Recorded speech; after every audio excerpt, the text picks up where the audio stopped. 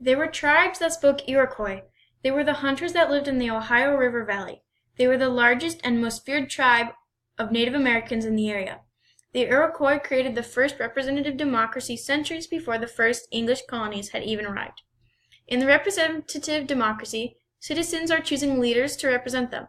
The Iroquois called them the League of Five Nations. The Seneca, the Oneida, the Kagua, Onondaga, and the Mohawk were the members of the League of Five Nations. Then the Iroquois nation drafted their own constitution.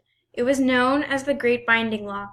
They also created the Great Council, where the representatives from each nation were elected by the women of the tribes. Every decision made by the Great Council had to be agreed on unanimously. This kept one nation from becoming more powerful than the others. Many historians believe that the system of government we have today was modeled after the Iroquois nation.